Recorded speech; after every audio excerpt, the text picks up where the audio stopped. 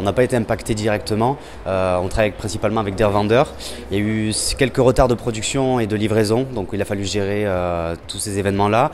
Il faut augmenter la communication avec nos clients en direct aussi pour pouvoir les rassurer sur les délais, être justement très honnête sur ça pour justement pouvoir les fidéliser davantage. À niveau de l'entreprise, oui, ça change. Je pense que toutes les entreprises vont être affectées.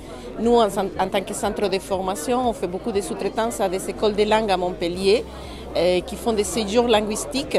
Et on avait deux sous-traitances à faire là, qui commençaient cette semaine et qui ont été annulées car les élèves venaient d'Italie. Donc c'est des chiffres de manque de chiffres d'affaires.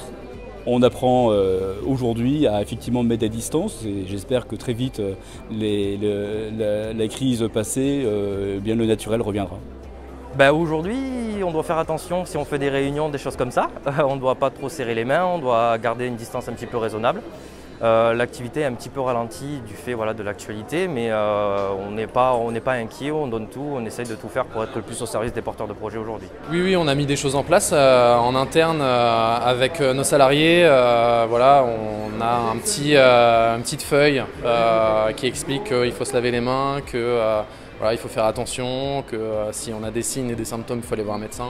On a essayé de mettre des choses en place comme ça.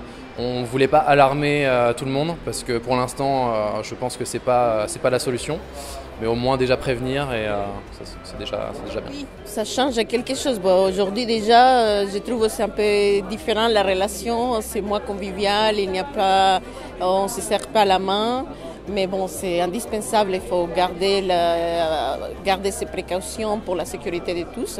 Du télétravail, du confinement pour certains départements, le télétravail également, les heures décalées pour les Parisiens, pour éviter de prendre les transports en commun pendant les heures de pointe par exemple.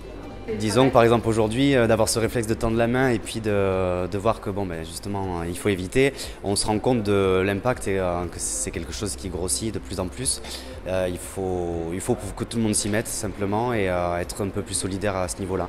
Mais après au niveau de la gestion du quotidien, il n'y a pas de grands changements. On n'est pas encore dans un état d'alerte, mais on s'alarmera peut-être un peu trop tard.